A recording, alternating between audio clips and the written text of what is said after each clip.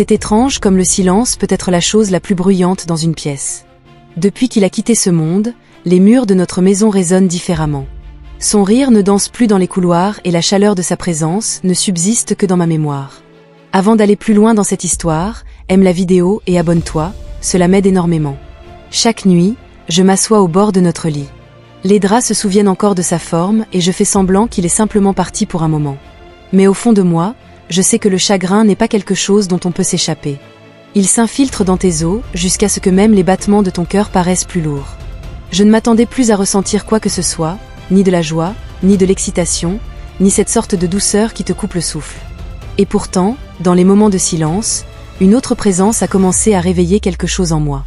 Une présence que je connaissais depuis des années, mais jamais de cette manière. Ses yeux avaient changé, ou peut-être les miens. Tout a commencé par des regards, pas ces coups d'œil distraits qu'on échange en se saluant, mais quelque chose de plus discret, de plus profond. Ce genre de regard qu'on sent sur sa peau avant même de le croiser. Je l'avais surpris à me regarder une fois. Non pas me regarder, mais me remarquer, comme s'il voyait plus que ce qui se trouvait devant lui. Il avait grandi, pas seulement en taille ou en âge, mais en lui-même. Il n'était plus juste un souvenir en arrière-plan de ma vie, il commençait à faire partie de mon présent. Un matin, je suis entrée dans la cuisine et il était déjà là, préparant du café. La lumière du soleil caressait son visage comme si elle lui appartenait, ses cheveux étaient un peu en bataille, les manches de sa chemise négligemment retroussées. Et quand il a souri, il y avait quelque chose dans ce sourire qui m'a arrêté net. Était-ce tout ce que c'était? Une pause trop longue, un regard trop chaleureux? Et pourtant, rien n'a été dit, rien n'avait besoin de l'être.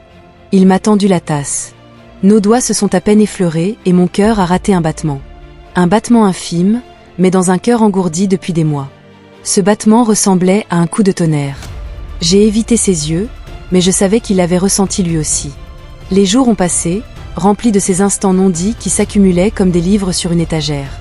Il traînait dans l'encadrement des portes, proposait de m'aider pour des choses dont je n'avais pas besoin.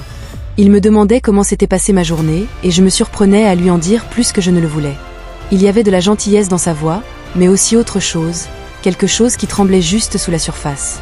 Ce n'était pas déplacé, ce n'était pas mal. Et pourtant, c'était comme se tenir trop près d'une flamme, à la fois réconfortant et dangereux. Un soir, nous étions assis dehors sur la véranda. Le vent était doux, caressant les arbres et portant avec lui des parfums de jasmin et de souvenirs. On parlait peu, on était juste là, côte à côte. Sa main était assez proche pour qu'un simple mouvement de ma part suffise à la frôler. Alors j'ai bougé à peine. Nos doigts ne se sont pas touchés, mais l'espace entre eux est devenu électrique. Je sentais l'appel. Il s'est tourné vers moi lentement, avec précaution, comme s'il avait peur que l'instant disparaisse s'il bougeait trop vite. « Tu es silencieuse ces derniers temps », a-t-il dit. J'ai hoché la tête. Tout paraît encore différent. Il m'a regardé longtemps. Différent ne veut pas toujours dire mauvais. Je voulais répondre, mais je n'ai pas pu. Son regard s'est accroché au mien et dans ses yeux, j'ai vu toutes les choses qu'on n'avait jamais dites. Ils étaient posés, mais il y avait cette douceur, cette tendresse sans défense qui me donnait envie de m'approcher juste pour vérifier si cette chaleur était bien réelle. Il me manque, ai-je murmuré, la voix brisée. Il s'est rapproché, pas trop, juste assez pour que je me sente moins seule dans cet espace. Il me manque aussi, mais je te vois, toi, et tu n'as pas apporté tout ça seul. Ma gorge s'est serrée. Pendant un instant, j'ai eu envie de poser ma tête sur son épaule. Je ne l'ai pas fait, mais l'idée est restée. Les semaines suivantes se sont écoulées comme une douce chanson en fond sonore d'une vie tranquille. Il a commencé à m'apporter des petites choses, des fleurs du jardin, mes encas préférés, des réparations dans la maison sans qu'on lui demande. Et j'ai commencé à remarquer la réaction de mon cœur quand il entrait dans une pièce. Ce n'était pas de la culpabilité, ce n'était pas de la honte, c'était quelque chose de plus doux, comme de l'espoir mêlé d'hésitation. Un après-midi, la pluie est tombée forte et soudaine. On s'est retrouvés tous les deux dans le jardin à tenter de rentrer le linge avant qu'il ne soit trempé. On riait en courant, les bras chargés de vêtements mouillés, les cheveux collés au visage. Quand on est rentré, on était trempés et essoufflés. Je l'ai regardé. Il m'a regardé. Quelque chose est passé entre nous, quelque chose de silencieux et puissant. Mes vêtements me collaient à la peau et son regard sur moi a duré un peu plus longtemps qu'il n'aurait dû. Mais ce n'était pas du désir, c'était du manque, celui qu'on retient. Je me suis détournée, feignant de m'occuper du linge. Il s'est approché sans toucher, mais assez près pour que je ressente sa chaleur dans mon dos. « Tu es belle », a-t-il murmuré, sa voix à peine audible sous la pluie. Je me suis figée. Mon cœur battait si fort. Je voulais lui demander pourquoi il disait ça. Je voulais savoir ce qu'il voulait dire, mais je savais. Au fond, je savais. Je me suis retournée lentement. Son visage était calme, mais ses yeux étaient une tempête. Je voyais le combat en lui entre ce qui est juste et ce qui est vrai. « Pardon » a-t-il soufflé. Je ne voulais pas. « Si tu voulais » ai-je répondu avant de pouvoir m'arrêter. Il a reculé, me laissant de l'espace, du temps. Je voulais juste que tu saches que tu n'es pas invisible, pas pour moi. Cette nuit-là, je n'ai pas dormi. Ces mots tournaient en boucle dans ma tête. Je n'étais pas invisible, pas pour lui. Et d'une manière que je n'arrivais pas à admettre, ça comptait. Le lendemain, je l'ai trouvé assis près de la fenêtre en train de dessiner. Je ne savais pas qu'il dessinait. Je lui ai demandé si je pouvais voir. Il a hésité puis m'a tendu le carnet. C'était moi. Pas dans le détail, pas dans la ressemblance, mais dans le ressenti. La courbe d'une épaule, la lumière sur le côté d'un visage. Il m'avait dessiné comme je me sentais autrefois, quand on m'aimait, comme si quelqu'un avait mémorisé ma douceur et voulait la garder en sécurité. Je n'ai rien dit. Je ne pouvais pas, mais je me suis assise près de lui, plus près cette fois, assez pour que nos bras se touchent et je ne me suis pas écartée. Les jours se sont mêlés aux nuits. Chacune nous rapprochait un peu plus de cette ligne qu'aucun de nous ne voulait franchir, mais qu'aucun de nous ne pouvait ignorer. Il est devenu mon silence, mon refuge, peut-être même ma raison de rester.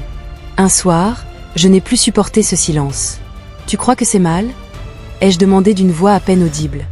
Il a relevé la tête, surpris. « Quoi ? Ce qu'on ne dit pas ?» Il a soupiré, posant ses coudes sur ses genoux. « Ce n'est pas mal de tenir à quelqu'un. Ce n'est pas mal de ressentir quelque chose. Mais je ne veux pas te blesser ni te troubler. Tu as déjà tant perdu. » J'ai hoché la tête, la gorge nouée. Mais je suis encore là et je me sens à nouveau vivante grâce à toi. Il s'est tourné lentement vers moi. Alors restons simplement ici ensemble, sans promesse, sans attente, juste ici. Et à cet instant, le monde est redevenu silencieux. Mais cette fois, ce n'était pas le silence du deuil, c'était celui de la paix. Il y avait quelque chose de sacré dans la façon dont les jours se sont écoulés après cette conversation. Il ne précipitait rien et moi non plus. Mais tout semblait plus intentionnel. Chaque regard, chaque mot, chaque silence partagé avait du poids. On n'appelait pas ça de l'amour, mais dans toutes les manières discrètes qui comptaient, c'était en train de grandir entre nous, comme du lierre grimpant dans les fissures de nos cœurs. Certains soirs, nous cuisinions ensemble. Il se tenait près de moi, proposant son aide alors qu'il savait que je n'en avais pas besoin, atteignant des épices déjà à ma portée, traînant près de mon épaule plus longtemps que nécessaire. Et je faisais semblant de ne pas le remarquer, même si mon cœur battait un peu plus vite à chaque instant passé ainsi. La cuisine était devenue notre sanctuaire, remplie du cliquetis des ustensiles et du bourdonnement de quelque chose que nous n'osions pas encore nommer. Un soir, alors que nous préparions le dîner, j'ai laissé tomber une cuillère. Nous nous sommes baissés en même temps pour la ramasser. Nos mains se sont frôlées et nous nous sommes figés. Ses doigts ont doucement effleuré les miens en ramassant la cuillère et pour la première fois, il n'a pas retiré sa main. Son contact a duré, doux comme une question qui attendait une réponse. « Je pense à toi », dit-il soudain, comme si ces mots avaient été enfermés trop longtemps. Je l'ai regardé, surprise. Pas d'une manière qui manque de respect à ce que nous avons perdu, a-t-il poursuivi, mais d'une manière qui honore ce qu'on pourrait encore trouver. Ma respiration s'est coupée. Il n'y avait rien d'inconvenant dans sa voix, seulement de l'honnêteté, seulement de l'espoir. J'ai détourné le regard de peur qu'en croisant le sien, mon cœur trahisse son rythme calme. Je ne sais pas ce que c'est. Ai-je murmuré? Il s'est approché un peu. Ça n'a pas besoin d'être quelque chose. Pas encore. Je veux juste être près de toi. Et si ce n'est jamais plus que ça, ce sera déjà assez. Ce soir-là, je suis restée seule dans ma chambre, fixant le plafond, l'esprit hanté par ces mots. Je ne m'attendais pas à ce qu'ils disent cela, mais une fois prononcés, je ne pouvais plus les oublier. Je ne pouvais plus ignorer la façon dont mon corps réagissait à sa présence, ni la manière dont mon âme se penchait vers la sienne sans demander la permission. Les saisons ont commencé à changer. L'automne a coloré les arbres de teintes qui ressemblaient à ce feu discret que je sentais en moi. Nous passions plus de temps ensemble sans même chercher d'excuses. Des balades tardives dans le quartier, des livres partagés, de vieux disques écoutés dans le calme du salon. La maison, autrefois trop grande pour un seul cœur, paraissait à nouveau pleine, mais d'une autre manière, douce et apaisante. Un après-midi, une voisine est passée à l'improviste. Elle nous a vus assis ensemble et a levé un sourcil curieux. Plus tard, elle m'a envoyé un message court et sec, rempli d'un jugement silencieux. Elle n'avait pas besoin d'en dire beaucoup, l'implication était claire. Je suis restée là, les yeux rivés sur ces mots, la poitrine serrée. Le monde ne comprenait pas, et peut-être ne comprendra-t-il jamais. Mais cela ne voulait pas dire que ce que je ressentais était mal. Pourtant, le doute s'est glissé comme un courant d'air froid par une fenêtre entr'ouverte. Cette nuit-là, je me suis éloignée, évitant son regard et limitant nos conversations. Bien sûr qu'il l'a remarqué. Il remarquait toujours. Il m'a retrouvée le lendemain matin dans le jardin, en train d'arracher des mauvaises herbes qui n'en avaient pas besoin. « J'ai fait quelque chose ?» demanda-t-il doucement. J'ai secoué la tête, incapable de parler. Il s'est rapproché. « Alors pourquoi me regardes-tu comme si j'étais quelqu'un que tu essayais d'oublier ?» Je me suis tournée vers lui, le cœur lourd, parce qu'il serait tellement plus simple si je le pouvais. Il est resté silencieux un moment, puis d'une voix calme, il a dit « Je ne veux pas être ce qui est simple, je veux être ce qui est vrai. » Et juste comme ça, les murs que j'avais commencé à reconstruire se sont effondrés à nouveau. Je me suis avancée juste un peu, assez pour sentir la chaleur entre nous. Le soleil filtrait à travers les arbres, dessinant des motifs dorés sur sa peau. Il m'a regardé comme on regarde un tableau qu'on a peur de toucher, plein d'admiration et de douceur. « Je crois que j'ai peur », ai-je chuchoté. Il a hoché la tête. « Moi aussi, mais je préfère avoir peur avec toi que me sentir en sécurité sans toi. » Pour la première fois depuis des mois, je me suis autorisée à être portée, non par des bras, mais par la présence de quelqu'un qui ne me demandait rien d'autre que cet instant. Plus tard ce soir-là, assise sur le perron, je me suis appuyée contre lui juste un peu. Mon épaule a effleuré la sienne, et je ne me suis pas éloignée. Lui non plus. Le silence s'est installé, doux et familier. « Tu te souviens de cette nuit où il a plu ?» demanda-t-il en souriant. « J'y pense tout le temps. » Moi aussi, avouai-je. C'était la première fois que je ressentais à nouveau quelque chose.